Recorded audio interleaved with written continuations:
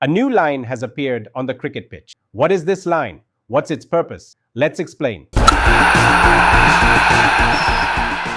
What happens if the ball goes down the leg side of the batter during a cricket match? Without checking anything else, many of us would immediately call it a wide, right? Very often in our local matches, when a ball goes down the leg side, we see the batter jumping away and avoiding it, and then the ball being called wide. At that moment, we often hear teammates on the batting side encouraging with a cheer. Good leave. There is a widespread assumption that if a ball goes down the leg side and doesn't go over the stumps, it will be called a wide. However, since the last IPL, many have started realizing that things don't work like that anymore. The ICC had been trying to find a solution for this. Now, through the Tamil Nadu Premier League, we can say a solution has been attempted. The Legside Wide guideline is being tested in the TNPL. Let's look into it in detail. First, how is a legside wide determined? Legside wides are mostly called only in limited overs cricket. But even there, a ball shouldn't be called wide just because it went down the leg side. Previously, when bowlers bowled repeatedly on the negative line towards the leg side, making most batters helpless, all such balls were called wide to prevent that strategy. But now, most batters are skilled enough to play a variety of shots on the leg side. With so many shot options available today, it's not right to call balls wide just because they're out of reach on the leg side. Only balls that would have gone wide of a batter standing in a normal batting position on the leg side should be called wide. The umpire checks whether the ball would have touched the batter's body if he had stayed in his original position. If the batter moves, jumps, or walks from that position, there's no need to call it a wide. This decision is completely based on the umpire's assumption. If the umpire feels the ball went wide only because the batter changed position, it won't be called wide. That's why such decisions can often be viewed differently by different people. You might remember that during the last World Cup, when Kohli was nearing a century, a ball wasn't called wide.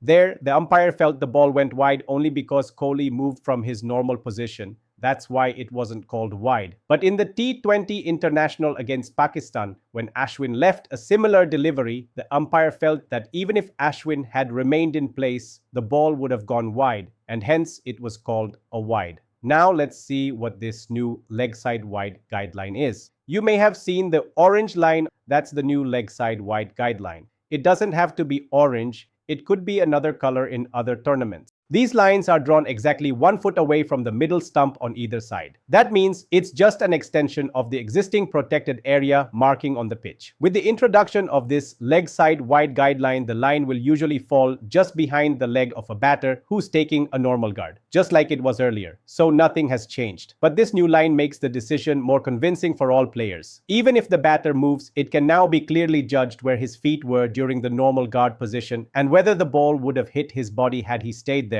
Now these things can be decided without confusion or wasting time. Now comes a very important point.